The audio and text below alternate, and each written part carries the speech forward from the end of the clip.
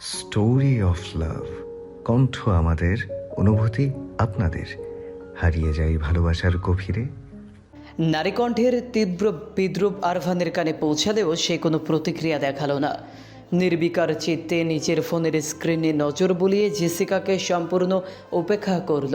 এই উপেক্ষা সইতে না পেরে জেসিকা হেতাহিত জ্ঞান হারিয়ে আরভানকে পেছন থেকে জড়িয়ে ধরল। জেসিকা আরভানের পিঠে মুখ ঘষতে ঘষতে মাদকতা ভরা স্বরে বলল, এত কষ্ট করার কি দরকার এবি? ওমেন্স ওয়াশরুমের সামনে পাহারা না দিয়ে পড়ো আমার সাথে চলো, তোমার সব অপূর্ণতা আমি মিটিয়ে দেব। আরভানের চোয়াল শক্ত হয়ে এলো। সে এক ঝটকায় জেসিকার হাত সরিয়ে তাকে ওয়াশরুমের পাশের এক নির্জন করিডরে টেনে নিয়ে এলো। তার শীতল চোখে এক অদ্ভুত অগ্নিপিণ্ড খেলা করছে। খুনি স্বরে বলল, তোমাকে মেয়ে বলে অনেক ছাড় দিয়েছি, অনেক সহ্য করেছি। এখন কিন্তু ভুলে যাব যে তুমি একজন নারী। আমার ধৈর্য নিয়ে বিন্দুমাত্র ধারণা থাকলে আই থিঙ্ক তোমার এই সস্তা আচরণ এখনই বন্ধ করা উচিত। জেসিকা দুপা এগিয়ে এসে আরভানের খুব কাছাকাছি দাঁড়ালো। তার চোখে উন্মাদের মতো নেশা। সে ধরা গলায় বলল, আমি জানি তুমি কি করতে পারো এভি, তোমার ভয়ঙ্কর রূপটা আমার দেখা আছে। তবুও আমি তোমার পিছু ছাড়তে পারছি না। তোমার ওই রুক্ষতাতেই তো আমি আসক্ত। আরভানের কণ্ঠে তাচ্ছিল্য ঝরে পড়ল। কেন করছো এইসব? সেদিন চড় মেরেছিলাম বলে, নাকি আমার কাছে বারবার রিজেক্ট হওয়ার তাড়নায় নিজেকে সস্তা প্রমাণ করতে চাইছো? আমি তোমাকে ভালোবাসি এভি। জেসিকা চিৎকার করে উঠল। আরভান এক পায়ে এগিয়ে এলো। তার লম্বা সুঠাম শরীরটা জেসিকার ওপর পাহাড়ের মতো ছায়া ফেলল। সে নিচু স্বরে বলল, ভালোবাসা কি তা কি বোঝো তুমি?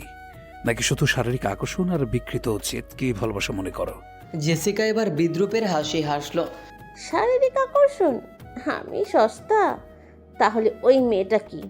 যে মেয়েটা তোমার বৈধ স্ত্রী, যার না আছে রূপ, না আছে আভিজাত্য।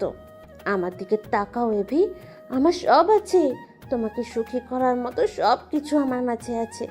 তবুও তোমার মতো একজন পুরুষ প্রতিদিন নিজের বিছানায় ওই মেয়েটার শয্যাসঙ্গী হতে পারে? কি জাদু আছে ওর শরীরে যা আমাকে হার মানাচ্ছে? কথাটা শেষ করার আগেই আরভানের ভেতরের শান্ত আগ্নেয়গিরিটা এবার ফেটে পড়ল। সে জেসিকার গাল দুটো সজোরে নিচের এক হাতের মুঠোয় চেপে ধরল। জেসিকা ব্যথায় চোখ বন্ধ করে ফেলল। তার হাত দুটো আরভানের কোমর শক্ত করে আঁকড়ে ধরল নিজেকে সামলাতে। আরভান দাঁতে দাঁত চেপে বলল, মাইন্ড ইওর ল্যাঙ্গুয়েজ জেসিকা। তোমাকে বারবার ওয়ার্নিং দিচ্ছি, কারণ আমি আমার হাত নোংরা করতে চাই না। কিন্তু তুমি আমার ব্যক্তিগত জীবনে নাক গলিয়ে নিজের মৃত্যু পরোয়ানা নিজেই সই করছো। ঠিক সেই মুহূর্তে একটা শব্দ হলো। আরভান আর জেসিকা দুজনেই চমকে সেই দিকে তাকালো। দেখলো সামনে আয়াত দাঁড়িয়ে আছে। পাশে মেঝেতে চূর্ণ বিচূর্ণ হয়ে পড়ে আছে একটি সিরামিকের ফ্লাওয়ার ভাস। আয়াতের চোখ দুটো ছলছল করছে, শরীর থরথর করে কাঁপছে। কিন্তু সেইখানে কান্নার চেয়েও বেশি ছিল একরাশ ঘৃণা। আরভান নিজের অবস্থার দিকে তাকালো। সে জেসিকার খুব কাছাকাছি দাঁড়িয়ে তার গাল চেপে ধরে আছে। জেসিকাও তাকে জড়িয়ে ধরে আছে। দূর থেকে দেখলে মনে হবে তারা কোনো এক তৃষ্ণার্ত প্রেমিক প্রেমিকার মতো নিবিড় মুহূর্তে মগ্ন। আরভান কিছু বলতে যাওয়ার আগে আয়াত এক মুহূর্তও সেখানে দাঁড়ালো না। সে উল্টো দিকে দৌড় দিল। আরভান তার পিছু নিতে চাইলে জেসিকা আবার তার হাত টেনে ধরল। কিন্তু এবার আরভানের চোখে বিরক্তি নয়, বরং এক অদ্ভুত বক্র হাসি ফুটে উঠল, যা দেখে জেসিকার শির দ্বারা দিয়ে যেন হিমস্রোত বয়ে গেল। জেসিকা অজান্তেই আরভানের হাত ছেড়ে দিল। আরভান ধীর পদে জেসিকার কাছে এগিয়ে এলো। তার কপালে ঝুলে থাকা অবিন্যস্ত চুলগুলো পরম যত্নে কানের পিছে গুজে দিয়ে এক রহস্যময় কণ্ঠে বলল, সরি ডার্লিং, এই অনাকাঙ্ক্ষিত বিরতির জন্য দুঃখিত। তবে চিন্তা করো না, তোমার জন্য সামনে অনেক বড় সারপ্রাইজ অপেক্ষা করছে। Wait for me, I will give you all my attention very soon. Jessica স্তম্ভিত হয়ে দাঁড়িয়ে রইল। আরভানের এই হঠাৎ নমনীয়তার অন্তর্নিহিত অর্থ সে বুঝতে পারল না। আরভান কি তবে সত্যি তাকে গ্রহণ করবে, নাকি এই হাসির আড়ালে কোনো বড় ধ্বংসলীলা লুকিয়ে আছে? আয়াত কাউকে কিছু না বলে পার্টি থেকে সোজা বেরিয়ে এলো। তার মাথা কাজ করছে না।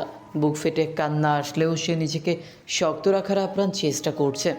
সে আর কোনোদিন আরভানের ওই বিষাক্ত মায়ের কাছে নিজেকে সঁপে দিবে না। অচেনা মেলবর্নের রাস্তায় সে লক্ষ্যহীনভাবে হাঁটতে শুরু করলো। চোখের জল বারবার দৃষ্টি ঝাপসা করে দিচ্ছে। ভেবেছিল মানুষটা হয়তো সত্যি তাকে ভালোবাসতে শুরু করেছে, কিন্তু না, আরভান চৌধুরী বড্ড জঘন্য। সে হয়তো প্রতিটি নারী শরীরের মাঝেই প্রশান্তি খোঁজে। কিছুক্ষণ হাঁটার পর আয়াতের মনে হলো কেউ তার পিছু নিয়েছে।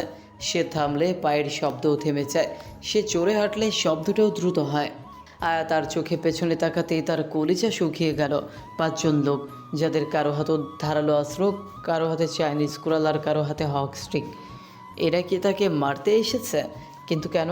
সে তো কারো শত্রু নয়, সে তো এই দেশে কাউকে চেনেও না। আয়াত আর এক মুহূর্ত না ভেবে সোজা দৌড় দিল। লোকগুলো হয়তো প্রস্তুত ছিল না। দৌড়াতে দৌড়াতে সে একদম জনমানবহীন এক নির্জন গুদামঘরের এলাকায় চলে এসেছে। আশেপাশে সব অন্ধকার আর ঝোপঝাড়। আয়াত হাঁপাতে হাঁপাতে তার ব্যাগ থেকে ফোনটা বের করলো। ভাবলো এলিনাকে কল দিবে, অন্তত তিনি তাকে উদ্ধার করতে পারবেন।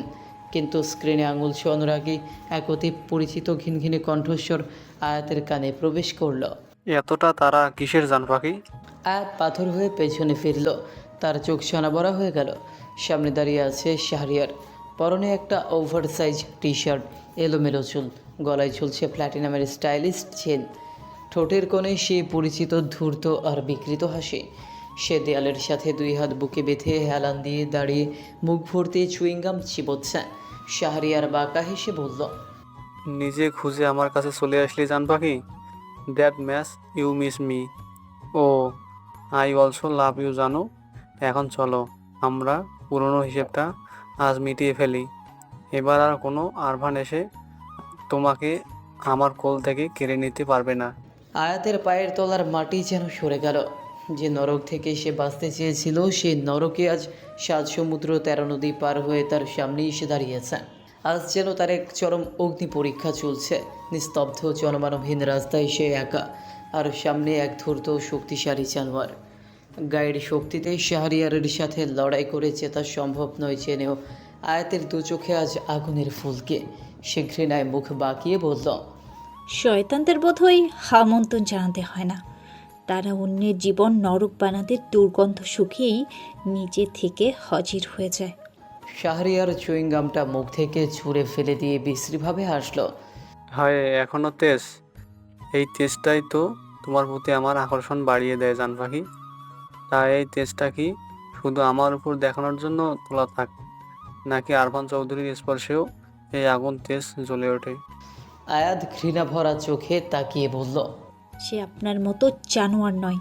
আগে নিজের ছায়াটা আয়নায় দেখুন, মানুষ নয়, একটা পিশাচ দেখতে পাবেন। শাহরিয়ার মাথা দুলিয়ে অট্ট হাসি হাসল। তারপর গায়ের ওভারসাইজ টি শার্টটা খুলে ছুঁড়ে ফেলে দিয়ে ধীর পায়ে আয়াতের দিকে এগোতে শুরু করলো। তার চোখে মুখে তখন আদিম এক লালসা। সে কুৎসিত স্বরে বলল, এত প্রশংসা যার জন্য সেই আরভান চৌধুরী তোমাকে আগলে রাখতে পারবে না আয়াত। আজ এই নির্জনতায় আমি তোমাকে বোঝাবো একজন আসল পুরুষ কাকে বলে। তোমার ওই তথাকথিত স্বামীর আভিজাত্য আজ আমার পায়ের নিচে স্পষ্ট হবে। তার উন্মুক্ত শরীর আর চোখের লালসা দেখে আয়াতের বুকের ভেতরটা শুকিয়ে গেল। মনে এক অদ্ভুত শঙ্কা দানা বাঁধতেই সে আবারও দৌড়াতে শুরু করলো। পেছন থেকে ভেসে এলো শাহরিয়ারের পৈশাচিক হাসি। বারবার কোথায় পালাবে জান পাখি? আমার খাঁচা থেকে আজ পালানো অসম্ভব। সন্ধ্যা প্রায় অন্ধকার হয়ে এসেছে। এই গভীর জঙ্গলে আজ আমি রাজা আর তুমি আমার শিকার। আয়াত গভীর অন্ধকারের ঝোপঝাড়ের দিকে ছুটে চলল। দৌড়াতে দৌড়াতে ঝোপঝাড়ের কাটা আয়াতের হাত পা ছেলে যাচ্ছিল, কিন্তু সে থামল না। একজন নারীর কাছে নিজের ইজ্জতের চেয়ে বড় সম্পদ আর কিছুই নেই। যেখানে কিছু পুরুষরূপী কাপুরুষ একটা অবুঝ শিশুকে ছাড়ে না, সেখানে সে তো একজন যৌবনবতী নারী। পুরুষালী পাশরিক শক্তির সামনে একজন নারীর শারীরিক শক্তি হয়তো বড্ড নগণ্য, কিন্তু তাদের আত্মসম্মানের শক্তি হিমালয় সমতুল্য। দৌড়াতে দৌড়াতে হুমড়ি খেয়ে আচার খেলো সে। হিল জুতোটা ছিঁড়ে গেল, কিন্তু আয়াত থামল না। সে শুধুই নরকের কীটের চোখের আড়াল হতে চাইল। পায়ের পাতায় ধারালো পাথর আর কাটা বিধে ক্ষত বিক্ষত হয়ে গেল, তবুও সে ছুটল। কয়েকবার গাছের সাথে ধাক্কা খেলো, ঝোপের আড়ালে পা আটকে ছিটকে পড়ল। অবশেষে শ্রান্ত শরীর আর সায় দিল না। আয়াত একটা বিশাল ওক গাছের নিচে বসে পড়ল। চারপাশে অচেনা বন্য পশুদের ডাক। অস্ট্রেলিয়ার এই গহীন বন মানেই বিষাক্ত সব পোকামাকড় আর প্রাণীর আস্তানা। আয়াতের মনে হলো এটাই কি তবে তার শেষ রাত? কালকের ভোরের সূর্য কি আর তার চোখে ধরা দিবে না? অবশ্য তার জন্য এটাই হয়তো সঠিক। আরভানের দেওয়া অবজ্ঞা আর শাহরিয়ারের লালসা থেকে চিরতরে মুক্তি। এমন অন্ধকার ভাবনায় ডুবে থাকার সময় আচমকা আয়াতের ঘাড়ের কাছে কারো উষ্ণ নিঃশ্বাস পড়ল। সেই পরিচিত করা পারফিউমের ঘ্রাণ নাকে আসতেই আয়াতের মুখ দিয়ে অবলীলায় বেরিয়ে এলো। আরভান, ইয়েস মিসেস আরভান। আয়াত চমকে তাকাতেই দেখল ঘন অন্ধকারের মাঝে দুটো চলচলে চোখ তার দিকে চেয়ে আছে। বুকটা ধক করে উঠল তার। সে যেন ডুবন্ত অবস্থায় এক টুকরো খড়কুটো নয়, বরং আস্ত এক জাহাজ খুঁজে পেল। তবে পরক্ষণেই জেসিকার সাথে দেখা দৃশ্যের অভিমান ফিরে এলো কণ্ঠে। সে শক্ত হয়ে বলল, আপনি এখানে আসলেন কি করে? তাছাড়া এই ঘন অন্ধকারে জানলেন কি করে আমি এখানে আছি? আরভান অন্ধকারের মধ্যে আয়াতের একদম কাছে মুখ নিয়ে এলো। তার কণ্ঠস্বর অদ্ভুত নিচু আর মাদকতাময়। সে ফিসফিস করে বলল, তোমার নিঃশ্বাস নেওয়ার শব্দ আমি 1000 মাইল দূর থেকেও শুনতে পাই সুইটি। তোমাকে পড়াতে এই খতরনাক ফিল্মি হিরো টাইপ ডায়লগটা প্র্যাকটিস করে আসলাম। তা তুমি কি একটু পড়েছো আয়াত? আয়াত আনমনে বিড়বিড় করল, বজ্জাত্মক, এমন পরিস্থিতিতেও সে সিরিয়াস থাকতে পারে না। পরক্ষণেই তেতে উঠে বলল, আপনি এখানে কেন এসেছেন? ওখানে যা করছিলেন তাই করতে পারতেন। জেসিকার সাথে মাখামাখি, এখানে এসে আপনার বিশেষ কোনো লাভ নেই। আয়াতের কথা শেষ হওয়ার আগেই তার গালে কারো নরম ঠোঁট ছোঁয়া দিয়ে গেল। আরভান তার কানের কাছে ফিসফিস করে বলল, আপনি কি জেলাস মিসেস? আয়াত থমকে গেল, কাঁপা কাঁপা গলায় বলল, মোটেও না। আমি কেন জেলাস হব? আপনি যার সাথে যা খুশি করুন, জড়িয়ে ধরুন আর ঢলাঢলি করুন, আমার তাতে কি এসে যায়? আরভান তার হাত দিয়ে আয়াতের মুখটা নিজের দিকে ফেরালো। অন্ধকারে তার চোখের মণি দুটো হীরের মতো জ্বলছে। সে গম্ভীর স্বরে বলল, এই ঠোঁট আজ পর্যন্ত শুধু একজনকে ছুঁয়েছে মিসেস, আর সে আপনি। সবসময় চোখের দেখা বিশ্বাস করতে নেই। জীবনেই প্রথম কাউকে কৈফিয়ত দিচ্ছি, এর বেশি আমার কাছে আশা করবেন না। আয়াত তিক্ত স্বরে বলল, আপনি বলছেন আপনি জেসিকার সাথে কিছু করেননি? আপনি একদম ধোয়া তুলসী পাতা। You want to check my virginity Mrs? আরভানের এমন লাগামহীন সরাসরি প্রশ্নে আয়াত কেসে উঠল। সে তড়িঘড়ি করে বলল, শরীর খারাপ লাগছে, আমি বাড়ি যাব। আরভান ফোনের ফ্ল্যাশ জ্বালালো। সে পকেট থেকে আয়াতের ফোনটা বের করে তার হাতে দিল। আয়াত অবাক হয়ে বলল, এটা তো আমার ফোন। দৌড়ানোর সময় জঙ্গলে কোথায় যেন পড়ে গিয়েছিল। আপনি কিভাবে পেলেন? আমার মতো কি আমার ফোনের নিঃশ্বাসের শব্দও কি 1000 মাইল দূর থেকে পেয়েছেন?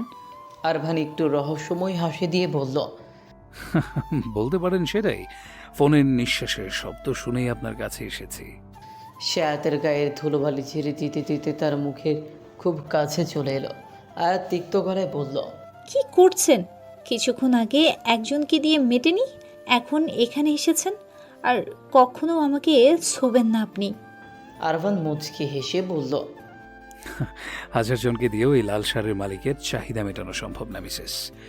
আপনার ভেতরে এত ইনসিকিউরিটি কেন? জেসিকার সাথে দেখে এতটা কষ্ট যখন পাচ্ছিলেন, তবে পালিয়ে না এসে এগিয়ে গিয়ে দুটো চড় কেন মারলেন না আমাকে? আয়াতের চোখের কোণ ঘেঁষে এক ফোঁটা জল গাল বেয়ে পড়ল। আরভান একটু নড়ে চড়ে আয়াতকে শক্ত করে নিজের বুকের সাথে পিষ্ট করে আলিঙ্গন করে নিল। আয়াতের কানের কাছে মুখ নিয়ে ফিস ফিস করে বলল, কাঁদছো কেন আয়াত? আমি তো তোমার চোখের জল সহ্য করতে পারি না। কোন অধিকারে মারবো? আপনার ওপর আমার কোনো অধিকার নেই আরভান। আজ এই লাল শাড়িতে আমাকে দেখে আপনার বেসামাল দশা হচ্ছে। তাহলে প্রথম যেদিন আপনি চৌধুরী বাড়িতে পা দিয়েছিলেন সেদিন কেন হননি? সেদিনও তো আমি লাল শাড়িতে আপনার সামনে দাঁড়িয়েছিলাম। সেদিন তো শুধু তিক্ত কথা শুনেছিলেন। আরভান আয়াতের কলার ভাঁজে মুখ গুজে দিল। আয়াত শক্ত হয়ে এক হাত দিয়ে আঁচল খামচে ধরল। সে নিজেকে ছাড়াতে চাইলেও আরভানের শক্তির কাছে পরাস্ত হলো। আরভান ফিস ফিস করে বলল, কারণ সেদিন তোমার সাজ অন্য কোনো পুরুষের জন্য ছিল, আমার জন্য নয়। নিজের স্ত্রীকে অন্যের জন্য বউ সাজতে দেখলে কেমন লাগে তাকে জানো? আপনি তো সেদিন আমায় স্ত্রী হিসেবে দেখেননি, ডিভোর্স পেপার মুখে ছুঁড়ে দিতে গিয়েছিলেন। আরভান আয়াতের গলার ভাঁজে ছোট একটা চুমু এঁকে দিয়ে বলল, ডিভোর্স তো আমি অস্ট্রেলিয়া বসেও পাঠাতে পারতাম আয়াত। তাহলে কেন ওখানে গিয়েছিলাম একবার কি ভেবে দেখেছো? কেন শাহরিয়ারের গলায় তার পেঁচিয়ে শ্বাসরোধ করতে চেয়েছিলাম, কেন তার হাতে আঘাত করেছিলাম। তোমার কি কিছুই চোখে পড়ে না আয়াত? শাহরিয়ারের মতো একজন মানুষ কেন বলবে সে ছাড়া তোমার ঘরে অন্য কেউ প্রবেশ করতে পারবে না? আর তুমিও তার কথায় প্রতিবাদ করোনি। তখনই তো আমার মাথা খারাপ হয়ে গিয়েছিল। তাহলে আজ আমি জেসিকার সাথে সামান্য কথা বলে তোমার কেন এত কষ্ট হলো? আয়াত ধরা গলায় বলল, আপনি বারবার আমায় সরিয়ে দিতে চেয়েছেন আরভান। আমি কি করে বুঝবো আপনার মনে কি ছিল? তুমি কেন নিজের অধিকার বুঝে নাওনি আয়াত? হ্যাঁ, তোমাকে বিয়ের সাজে দেখে রাগে জেসিকাকে ফিয়ন্সে বলেছিলাম। দেখতে চেয়েছিলাম তোমার স্বামী অন্য কাউকে বিয়ে করছে শুনলে তোমার প্রতিক্রিয়া কি হয়। কেন এগিয়ে এসে সেদিন প্রতিবাদ করনি? কেন বলনি ডিভোর্স দেব না? আমি তোমার মুখ থেকে ওই না শব্দটা শোনার অপেক্ষায় ছিলাম আয়াত। আমি কেন অধিকার ফলাতে যাব? যে মানুষটা 12 বছর পর ফিরে এসেই ডিভোর্স চায়, তার উপর কিসের অধিকার? অধিকার কেউ কাউকে দেয় না আয়াত, অধিকার ছিনিয়ে নিতে হয়। সবসময় মনে রাখবেন ম্যাডাম, আপনার স্বামী একটু উদ্ধত হলেও চরিত্রহীন নয়, সে কেবল অভিমানী। আপনি বড্ড অদ্ভুত আরভান। আগে নির্দ্বিধায় নামাজের প্রতিটা মোনাজাতে আপনাকে চাইতাম, তবে এখন সৃষ্টিকর্তার কাছে আপনাকে নিজের জন্য চাইতে বড্ড ভয় লাগে। আরভান অদ্ভুতভাবে হাসলো এবং আয়াতের ঠোঁটের নিচের টপ্ত আঙুল চেপে ধরল। তাহলে চাওয়া বন্ধ করে দাও আর শুধু বিশ্বাস করো। বিশ্বাস যদি করতে না পারো তবে শুধু অনুভব করো। সে আয়াতের হাতটা নিয়ে নিজের হৃৎপিণ্ডের উপর রাখল। আপনাকে চাওয়া আমার অভ্যাস, আর অভ্যাস এত সহজে যায় না আরভান। আয়াত উঠে দাঁড়াতে যেতেই ব্যথায় কোঙানি দিয়ে উঠল। আহ, আরভান অস্থির হয়ে বলল, কি হয়েছে? গায়ে কাটা ঢুকেছে। হোয়াট? এতক্ষণ ধরে বসে আছো, কিছু বলনি কেন? আর এই জঙ্গলে কেন ঢুকেছিলে তুমি? আরভান আর এক মুহূর্ত দেরি না করে আয়াতকে পাজা কোলে তুলে নিল। আয়াত তার গলা জড়িয়ে ধরল। আরভান হাঁটতে হাঁটতে বলল, জঙ্গলে কেন এসেছিলে তা এখনো বলনি আয়াত। আয়াত আরভানের কাঁধে মাথা রেখে বলল, কাউকে দেখে ভয় পেয়েছিলাম, তাই বাঁচার জন্য এখানে ছুটে এসেছি। আরভান উত্তর দিল না, শুধু একটা বাঁকা হাসি দিল যা আয়াতের চোখ এড়ালো না। সে গম্ভীর স্বরে বলল, একটা সামান্য পুরুষের ভয়ে আপনার জঙ্গলে ঢোকা উচিত হয়নি মিসেস, লড়াই করা উচিত ছিল। আয়াত অবাক হয়ে বলল, আপনি কি করে জানলেন? তার মানে কি আপনি শাহরিয়ারকে দেখেছেন? দেখেছি। আরভানের গলার স্বর হঠাৎ গম্ভীর হয়ে গেল। আয়াত অবাক চোখে আরভানের দিকে তাকিয়ে রইল। আরভান বনের দুর্গম রাস্তা দিয়ে সাবধানে পা ফেলে আয়াতকে বুকে জড়িয়ে নিজের গাড়ির দিকে এগিয়ে চলল। গহীন অরণ্যের বুক চিরে আরভান আয়াতকে পাচাখোলা করে নিয়ে এসে গাড়ির সামনে দাঁড় করালো। গাড়ির হেডলাইটের প্রখর সাদা আলোয় অন্ধকার জায়গাটা মুহূর্তেই আলোকিত হয়ে উঠল। আরভান খুব সাবধানে আয়াতকে গাড়ির সামনের সিটে বসিয়ে দিয়ে তার পা দুটো বাইরের দিকে ঝুলিয়ে দিল। এরপর গাড়ির ভেতর থেকে ফার্স্ট এড বক্সটা বের করে এনে ঠিক আয়াতের পায়ের কাছে হাঁটু গেড়ে বসল সে। আয়াত নিষ্পলক চোখে আরভানের দিকে তাকিয়ে আছে। এই মানুষটার প্রতিটা ভাঁজে আজ এক রহস্যময় শীতলতা। আরভান আয়াতের ক্ষত বিক্ষত পায়ের দিকে তাকিয়ে খুব নিরাসক্ত গলায় বলল, আমি ভেবেছিলাম তুমি বাংলাদেশে যাওয়ার জন্য হয়তো শাহরিয়ারের সাথে স্বেচ্ছায় চলে যাবে, কারণ তোমার কাছে তো আমিই সবচেয়ে বড় ভিলেন, তাই না? কিন্তু তুমি তো দেখছি বড্ড ভীতু। তাকে দেখেই জান হাতে নিয়ে উল্টো দিকে দৌড় দিলে। কথাটা বলে আরভান আয়াতের মুখের দিকে তাকালো। আয়াতের চোখ দুটো অভিমানে ছলছল করছে। আরভানের চোয়াল শক্ত, কিন্তু চোখের কোণে এক অদ্ভুত দহন। আরভান তুলা দিয়ে আয়াতের পায়ের রক্ত পরিষ্কার করতে করতে বলল, মনের মধ্যে যা আছে বলে দিতে পারো আয়াত, এইভাবে বোবা হয়ে থাকাটা তোমার সাজে না। আয়াত এক ঢোক গিলে অস্পষ্ট স্বরে বলল, একজন হিংস্র পুরুষ আপনার স্ত্রীর পিছু নিয়েছিল, আপনি সেটা নিজের চোখে দেখলেন, তারপরও আপনি কিছুই করলেন না, বরং দাঁড়িয়ে দাঁড়িয়ে তামাশা দেখছিলেন। আপনি কি এতটাই নির্দয়? আরভান ক্ষতস্থানে অ্যান্টিসেপটিক লাগাতে লাগাতে বলল, আমি আসার পূর্বেই তুমি জঙ্গলে ঢুকে পড়েছিলে। তোমার সেই সো কল স্টকার আমার গাড়ি দেখেই ঝোপের আড়ালে লুকিয়ে পড়েছিল। যারা কাপুরুষের মতো লুকিয়ে আক্রমণ করতে চায় তাদের আমি অন্তত সামনাসামনি আপ্যায়ন করি না, তবে তুমি যে এমন বোকামি করবে তা ভাবিনি।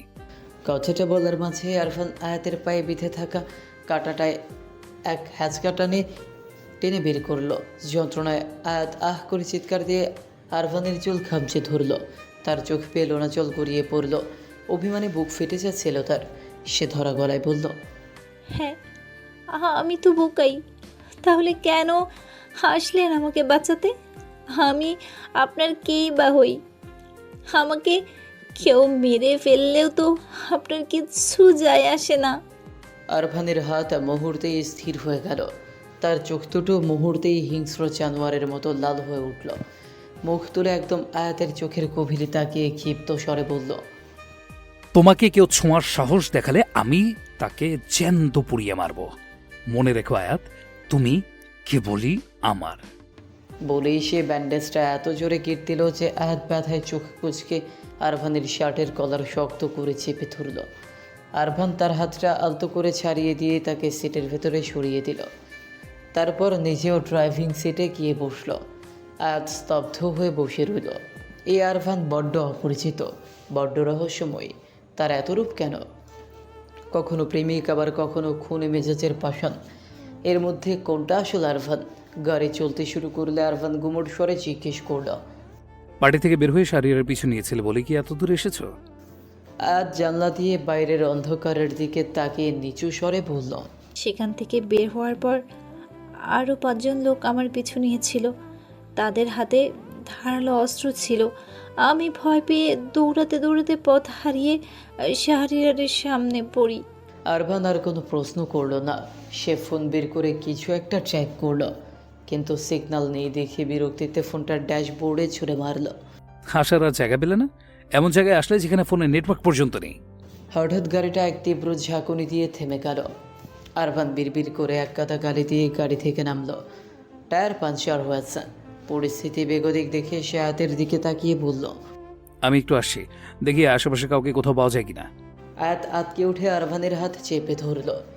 আমাকে এভাবে একা ফেলে যাবেন না প্লিজ, আমার খুব ভয় করছে। আরভান একবার তৃষ্ণার্ত দৃষ্টিতে আয়াতের ভীতু মুখটার দিকে তাকালো। তার চোখের কাঠিন্য কিছুটা নরম হলো। সে মায়াবী চোখের চাহনিতে আয়াত মুহূর্তেই কুপকাত। আরভান কোনো কথা না বলে নিচু হয়ে আয়াতকে পাচাকোলা করে তুলে দিল। আয়াতের হাতে ফোনের ফ্ল্যাশ লাইট অন করে দিয়ে বলল, আলোটা সামনে ধরো। আয়াত আবেশে আরভানের গলা জড়িয়ে ধরল। তার পুরো মনোযোগ তখন আরভানের ওপর। সে এতটাই আরভানের মুখের দিকে তাকে বিভোর হয়েছিল যে ফ্ল্যাশ লাইটটা রাস্তার বদলে আরভানের মুখের ওপর ধরে রেখেছে। আরভান বাঁকা হেসে বলল, মিসেস আরভান, আপনার হাজবেন্ড কোথাও যাচ্ছে না, তাকে পরে দেখলেও চলবে। আপাতত আলোটা সামনে ধরুন যাতে আমি রাস্তাটা দেখতে পাই। আয়াত অপ্রস্তুত হয়ে তড়িঘড়ি করে আলোটা অন্যদিকে ঘোরালো। কিছু দূর যেতেই রাস্তার পাশে বিশাল এক অজগর সাপ দেখে আয়াত কখন বিদারী চিৎকার দিয়ে আয়ানের গলা শক্ত করে জড়িয়ে ধরে তার বুকে মুখ গুজে দিল। আরভান, সাপ, ও আমাকে খেয়ে ফেলবে, প্লিজ পালান এখান থেকে। আরভান দীর্ঘশ্বাস ফেলে বলল, বোকা মেয়ে, গলাটা ছাড়ো। সাপ মারার আগে তুমি তো আমাকে শ্বাসরোধ করে মেরে ফেলবে। আয়াত গলার বাঁধন সামান্য ঢিলে করলেও মুখ তুলল না। ফিস ফিস করে বলল, প্লিজ চলুন না এখান থেকে, না হয় আমাকে নিচে নামিয়ে দিন, আমি দৌড় দেব। আরভান বিড়বিড় করে স্বার্থপর মেয়ে। বলেও মুখে বলল, তুমি বড্ড জ্বালাচ্ছ আয়াত। ও ওর মতো চলে যাচ্ছে, আমাদের দিকে ফিরেও তাকাচ্ছে না। সারা রাত আমরা এইভাবে রাস্তায় দাঁড়িয়ে থাকতে পারবো না। আয়াতের ভয় তবুও কমল না। সে কাপা গলায় জিজ্ঞেস করল, আপনি কি কোনো কিছুতেই ভয় পান না? না। আরভান সংক্ষিপ্ত উত্তর দিল। আয়াত আরভানের কাঁধে মাথা রেখে আবারও তার তীক্ষ্ণ নাক আর চোয়ালের দিকে তাকালো। ঠিক তখনই একটা ছোট্ট পরিত্যক্ত কাঠের বাড়ি নজরে পড়লে আরভান সেই দিকেই পা বাড়ালো। আরভান আয়াতকে ইশারা করতেই সে কাঠের দরজায় নক করল। কিছুক্ষণ পর ভেতর থেকে এক বৃদ্ধা নারী বেরিয়ে এলেন। আরভান তার কাছে নিজেদের পরিস্থিতির কথা খুলে বললে তিনি জানালেন, এই তল্লাটে নেটওয়ার্ক পাওয়া দুষ্কর। নিকটস্থ লোকালয়ে যেতে অন্তত 30 মিনিট সময় লাগবে, কিন্তু এত রাতে এই জঙ্গলের রাস্তায় আয়াতকে নিয়ে যাওয়ার ঝুঁকি আরভান নিতে চাইল না। বৃদ্ধার প্রস্তাবে তারা সেই বাড়িতেই রাতটুকু কাটাতে রাজি হয়ে গেল। বৃদ্ধা তাদের ছোট একটা ছিমছাম রুমে নিয়ে গেলেন। রুমটিতে একটিমাত্র সিঙ্গেল বেড। আয়াতের অন্তরাত্মা শুকিয়ে গেল। আরভানের সাথে এক ঘরে, এক বিছানায়। সেদিন জ্বরের ঘরেও সব খেয়াল ছিল না, কিন্তু আজ তো সে পূর্ণ সজ্ঞানে। এইটুকু বিছানায় দুজন শোয়া কি আদৌ সম্ভব? তার ভাবনার মাঝে বৃদ্ধা নারীটি আয়াতের দিকে তাকিয়ে মিটি মিটি হেসে বললেন। আয়াত কিছুটা লজ্জা পেল, তবে মৃদু হেসে গর্বের সাথে জবাব দিল। He is my husband. নারীটি মাথা নেড়ে হাসি মুখে ঘর থেকে বেরিয়ে গেলেন। আরমান কোথায় যেন গেল। বেশ কিছুক্ষণ হয়ে গেছে সে ঘরে নেই। আয়াত বিছানার দিকে ট্যাপ ট্যাপ করে তাকিয়ে যখন গভীর ভাবনায় মগ্ন, ঠিক তখনই পেছন থেকে গম্ভীর কণ্ঠস্বর ভেসে এলো। আমার জন্য অপেক্ষা করছিলে বুঝি? আয়াত চমকে উঠে পেছনে ফিরতে গিয়ে আরভানের শক্ত শরীরের সাথে ধাক্কা খেল। টাল সামলাতে না পেরে সে বিছানায় ধপ করে বসে পড়ল। আরভান সেই সুযোগে আয়াতের দুই হাত বিছানায় আটকে তার উপর ঝুঁকে এলো। আয়াত ছটফট করে বলে উঠল। কি করছেন? ছাড়ুন। সব সময় অসভ্যের মতো আচরণ কেন করেন? আরভান আয়াতের চোখের গভীরে দৃষ্টি নিবন্ধ করে বলল। তখন তো অন্ধকারে খুব স্বামীকে দেখা হচ্ছিল, এখন তো আলো আছে, আমি আছি। লুক এট মি আয়াত। আয়াত চোখ খিচিয়ে বন্ধ করে তাকে ঠেলতে লাগলো। আরভান তার উত্তপ্ত আঙুলগুলো আয়াতের গলার ভাঁজে স্লাইড করতে করতে ফিস ফিস করে বলল। I am obsessed to your neck. Your neck has me completely enchanted, আয়াত। বলেই সে আয়াতের গলার নরম বাঁকে মুখ ডুবিয়ে দিল। আয়াত থমকে গেল। আরভানের ছোট ছোট উষ্ণ চুমুর ছোঁয়ায় তার সারা শরীরে বিদ্যুৎ খেলে গেল। আয়াতের এমন আড়ষ্টতা দেখে আরভান মুখ তুলে তাকালো। দেখলো আয়াতের চোখ বন্ধ, কিন্তু চোখের কোণ দিয়ে লোনাচল কুড়িয়ে পড়ছে। তার বুকটা ধরফর করে উঠল। আরভান গম্ভীর স্বরে বলল। এত সহজেই ছোঁয়াকে একসেপ্ট করে নিলে নাকি মিসেস? উথাল পাথাল বুক নিয়ে আয়াত কোনো মতে বলল। দেখতে চাইছি আপনি ঠিক কত দূর পর্যন্ত যেতে পারেন। আরভান তার কথায় শব্দ করে হাসল। আয়াতের কপালে নিজের ঠোঁট ছুঁয়ে সে পাশে ধপ করে শুয়ে পড়ল। আয়াত আরভানের মুখের দিকে তাকিয়ে রইল। আরভান সিলিংয়ের দিকে তাকিয়ে বলল। যেতে তো আমি অনেক দূর পারি আয়াত, তবে তবে বিনা অনুমতিতে সীমানা অতিক্রম করা আমি পছন্দ করি না। কথাটা বলে আরভান উঠে গিয়ে হাত মুখ ধুয়ে ফ্রেশ হয়ে এলো। কিছুক্ষণ পর সে কিছু খাবার আর দুটো ঔষধ নিয়ে ঘরে ঢুকলো। আয়াতের দিকে খাবার এগিয়ে দিয়ে বলল। খাবারটা খেয়ে ওষুধ দুটো খেয়ে নাও। এই অবস্থায় তোমার আবার জ্বর উঠলে আমার কি হাল হবে বুঝতে পারছো নিশ্চয়ই। পার্টিতে তোমার শরীর গরম দেখেছিলাম, আমি আর রেস্ট নেব না। আরভান নিজেই খাবার তুলে আয়াতের মুখে ধরল। আয়াত একের পর এক চমক পেয়ে যাচ্ছে। তার চোখ দুটো কেন যেন ছলো ছলো করে উঠল। আজীবন অবহেলার পর এইটুকু আদর যেন তার সহ্য হচ্ছে না। কোনো বাক্য ব্যয় না করে সে খাবার খেয়ে ওষুধ খেয়ে নিল। সব ঠিকঠাক চললেও শোয়ার সময় বিপত্তিটা আবার শুরু হলো। আরভান চোখ কুঁচকে বলল। ভদ্রমহিলা তোমাকে যে ঢিলে ঢালা পোশাকটা দিয়েছেন সেটা পরে নাও, আমার পাশে শাড়ি পরে ঘুমানো যাবে না। আয়াত ভ্রু কুঁচকে বলল। কেন? আমার শাড়ি কি আপনাকে চুলকাচ্ছে? আরভান বাঁকা হেসে বলল। প্রচুর চুলকায়, মনে হয় শাড়ির প্যাঁচগুলো নিজের হাতে খুলে ফেলি। আয়াতের চোখ বড় বড় হয়ে গেল। সে তোতলামি করে বলল। আপনার সাথে এক বিছানায় আমি শোবো এটা ভাবলি কি করে? আমি নিচে ঘুমাবো। আয়াত বালিশ নিয়ে নিচে শুতে গেলে আরভান আফসোসের স্বরে বলল। শো, আমার কি, এটা অস্ট্রেলিয়ার জঙ্গলের ভাঙাচোরা বাড়ি। এখানে পোকামাকড় জিনভূতার মাঝে মাঝে নাগন্ডাও আসে। ওরা মানুষকে খেয়ে ফেলে আবার চলে যায়, আর ওদের তো জেলের ভয় নেই। আয়াত ভ্রু কুঁচকে বলল। আমাকে কি খুব বোকা মনে হয় আপনার?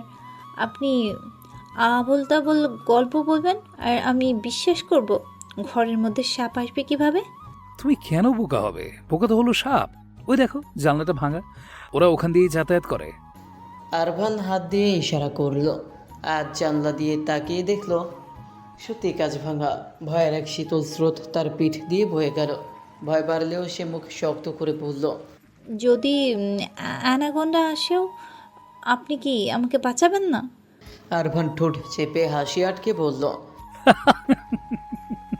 পাগল হয়েছো? তোমাকে বাঁচাতে গেলে তো আমাকেও খেয়ে ফেলবে। ওদের হজম করতে সময় লাগে, তার মানে পেটের ভেতরে গিয়ে আমাকে জীবিত থাকতে হবে। জাস্ট ইম্যাজিন করো, ওর পেটের ভেতরে আমি আর তুমি একসাথে বমি আর পিত্তরসের মধ্যে ভাসছি। আয়াত শিউরে উঠে বলল। ছি, চুপ করুন আপনি।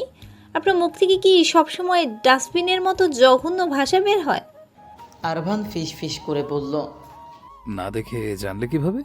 চাইলে একটা লম্বা চুমু দিয়ে পর করে দেখতে পারো, ডাস্টবিন নাকি সুগন্ধি বাগান।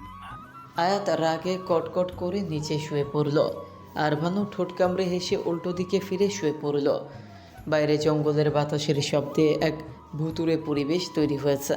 হঠাৎ বাইরে কিছু একটা পড়ার শব্দ হতে আয়াত আটকে উঠল। সে মৃদু স্বরে ডাকল। আরভান, আরভান, আপনি কি ঘুমিয়ে গেছেন? আচ্ছা, অ্যানাকোন্ডারা কি বিছানায় উঠতে পারে না? আরভান কোনো সাড়া দিল না। আয়াত কুকরে গিয়ে কিছুক্ষণ বসে রইল। হঠাৎ জানলার পাশে খসখস শব্দ হতেই আয়াত আর এক মুহূর্তও দেরি করলো না। সে ছিটকে গিয়ে বিছানায় আরভানের পাশের ফাঁকা জায়গাটা দখল করে নিল। ভয়ে আরভানের পিঠের সাথে লেপটে মুখ গুজে দিল সে। আরভানের শার্ট খামচে ধরে চোখ বন্ধ করে রইল। ও পাশে আরভান তখন নিজের কৌশলে সফল হয়ে অন্ধকারে নিঃশব্দে হাসছে। সে জানে এই বাঘিনীকে বশ করার জন্য একটু ভয়ের দরকার ছিল। আলতো করে পেছনের দিকে হাত বাড়িয়ে আয়াতকে নিজের সাথে আরও সেটে নিল। আপনার ছেলে আমার সব প্ল্যান শেষ করে দিল, জাস্ট সব শেষ।